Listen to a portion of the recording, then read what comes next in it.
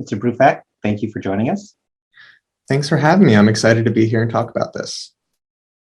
So you have an interesting paper, and it focuses, just to set the sort of background context, it focuses on comparing high school completion rates of students with and without learning disabilities.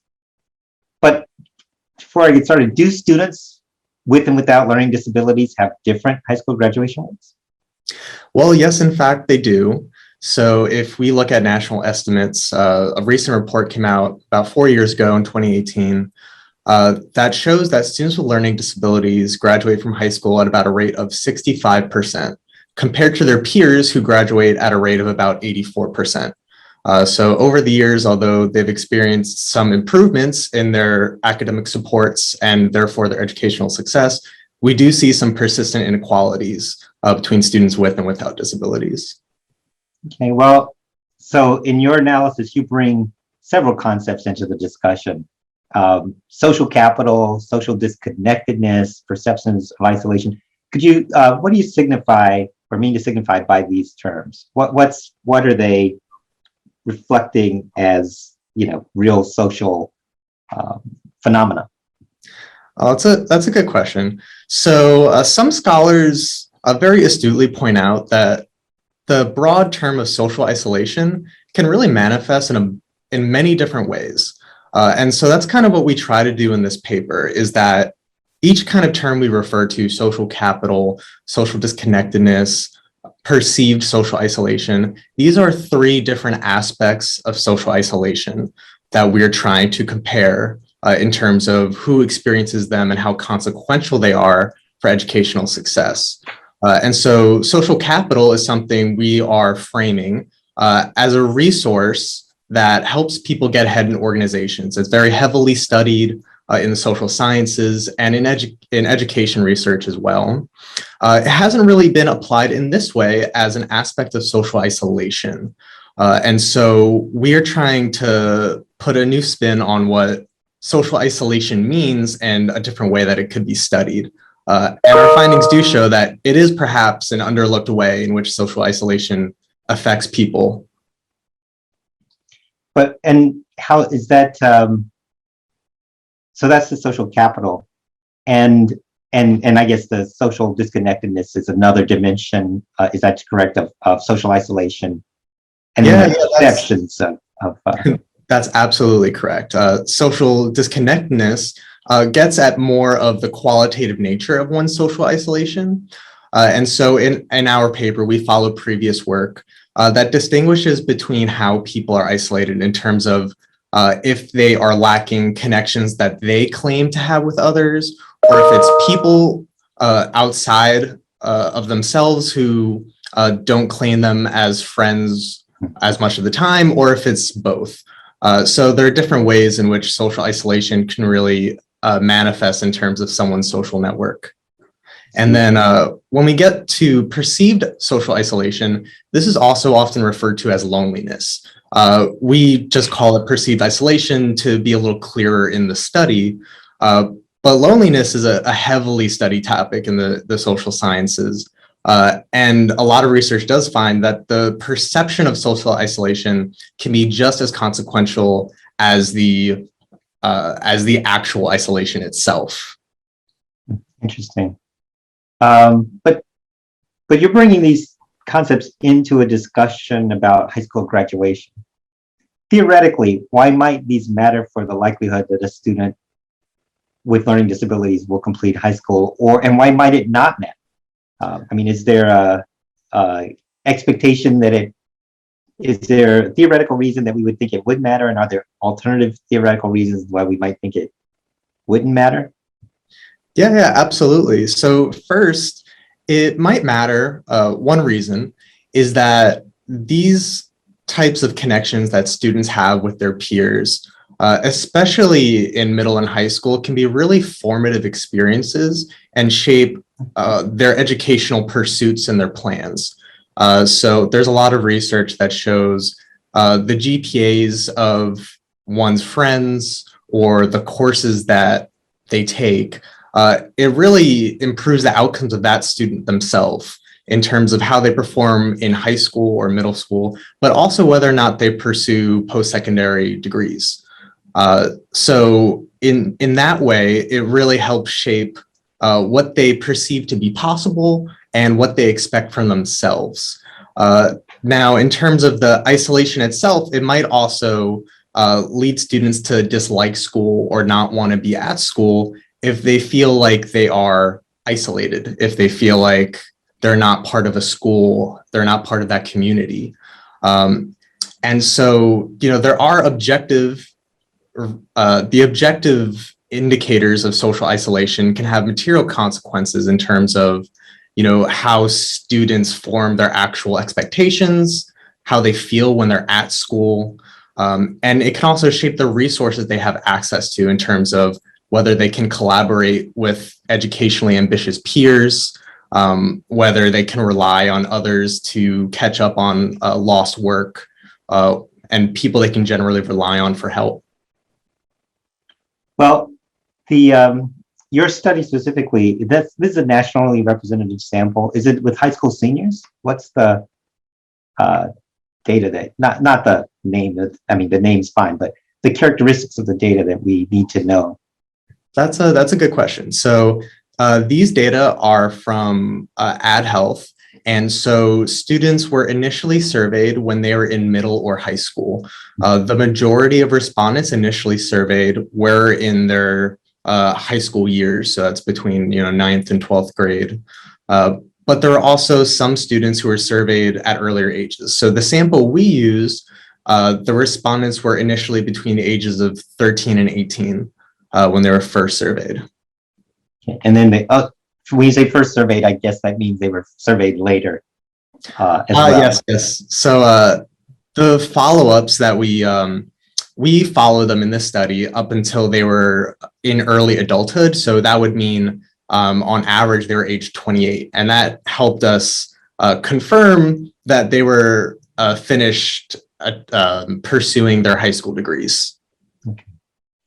So, and how did you identify students with learning disabilities?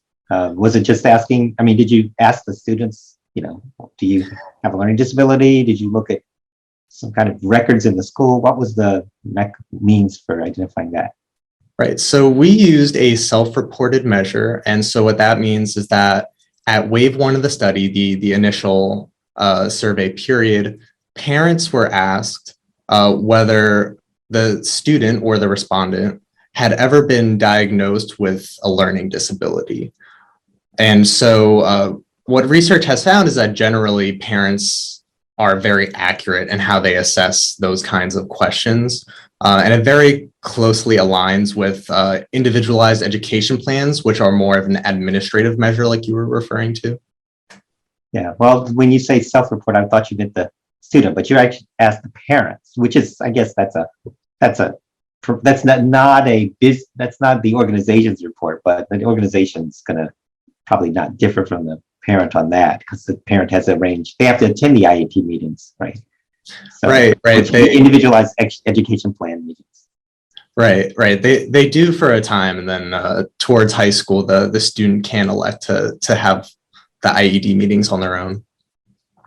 So, what did you find? Were students with learning disabilities having different levels of disconnection, or any of these other factors that you were looking at? Right. So our findings did reflect what previous research had found, in that, across the three aspects of social isolation, we ended up having 5 measures, or we ended up having 6 measures. 5 out of those 6 measures showed that students with learning disabilities experienced more social isolation than their peers. And so whether it was social capital, whether it was a type of social disconnectedness, or whether it was that students perceived being isolated within their school, students with learning disabilities tended to have worse outcomes in that degree. So this is they were more isolated. So they're differing in their degree of connection with their peers. But do these differences explain or play a role in their graduation rates? Yeah, and in fact, we did find that. So when we control for things like GPA, respondents' sex assigned at birth, their age, their household backgrounds, like parent SES, we did find that still that these types of social disconnection did partly explain the difference in high school level achievement between students with and without learning disabilities. It accounted for nearly a quarter of the remaining difference. So when you say so this is looking at two students sort of analytically. I'm trying to make sure understand it. So you had two students analytically with the same race, the same sex assigned at birth, the same parental resources, the same prior achievement, but one has been designated to have a learning disability and the other hasn't. And simply that difference means there's a difference in their rates of graduation with the students with that sort of theoretical student with a learning disability having a lower chance of graduating. But part of the gap is closed if they have the same level of connection. Is that the way to think about it? Correct me if, please say more. More or less. I don't want to give the impression that we use quasi-experimental methods because we did use logistic regression to test this hypothesis. What we did is that we held all of those other factors at their means. And so we know that factors like race and ethnicity, not the status itself, but the discrimination that comes with it, things like gendered processes, age, the resources that families have at their disposal, could also inform things like social disconnectedness, social isolation, and high school level achievement. And so we wanted to make sure that we were controlling for those things to really understand if social isolation was indeed connected to both learning disabilities and to high school level achievement. I see. So by saying that the students are, imagine that the students are the same race, and given your analysis, you've kind of wiped out the role of race that might be playing a role with social isolation and the role of socioeconomic status that might be playing a role. So now you've got sort of, after those factors, which are very complex and a lot going on, there still seems to be a connection between social isolation and having been designated with learning disability. And that partly accounts for the difference in graduation rates. Right. That's what we found. And that really helps attest that this wasn't a spurious relationship, that this is a real association we're observing. Right. So I'm glad you corrected I understand you're looking at one moment at one set of people. They're not randomly allocated to things, but still you can observe a pattern, which makes me wonder, well, given these findings, what kinds of things might you say to parents of students with or without learning disabilities, and or to educators and or to just wider public interested in assuring opportunity for as many students and children as possible? That's a great question. And that really kind of ties it back to the beginning of the paper and kind of the development of this research study. Was we were interested in understanding what other interventions could improve the outcomes for students with learning disabilities. A lot of attention has been dedicated to how academic focused interventions can help support students with learning disabilities. And a lot of progress has been made in that regard over the past few decades. But the gap between students with learning disabilities and students with no disabilities has remained very, very similar over that time period as well.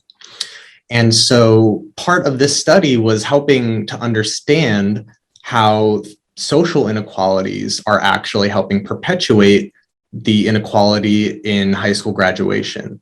And so based on these findings, what we can say is that social interventions might help attenuate this inequality. And so there are some roles that parents, teachers, school administrators, and students themselves can play in helping to bridge the gap. So do you have, that's empowering. It's not just a given.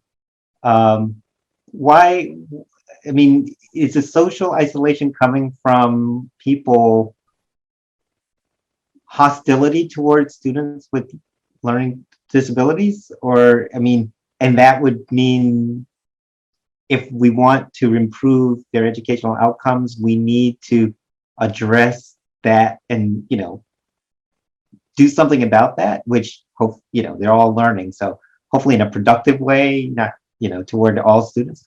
Or am I overstepping the finding? So I don't know how much our research can speak to what interventions would work. We can lean on social intervention research that has examined what programs do and don't work. And that research tends to find that long-term interventions are the most successful. And those which bring students with and without learning disabilities together so that they better understand one another. It helps attenuate those discrimination and stigmatization processes that we so commonly talk about related to disability statuses, to race, to gender, to ethnicity, and things like that. So that's really important and helpful information, because I can just imagine, it would be my impulse too, that to just rush in with the ones, hey, let's have a day on, blah, blah, whatever it is. And that's from what you're saying, your research has clearly documented that there's some gaps and connected it to this isolation. And then if we're going to engage that, it sounds like we need a longer term approach that would be more likely to be successful. Yeah, absolutely. And I'm not trying to say that any short-term interventions were not genuine in their attempts to help bridge this gap. It just might be that social challenges often require long-term interventions because social connections develop over long periods of time. And those social connections that currently exist are also the product of people's development over their entire lives. So students who have experienced discrimination and stigmatization for most of their adolescence are probably less likely to want to be vulnerable and maybe risk having relationships with possible oppressors or people who discriminate against them in their past.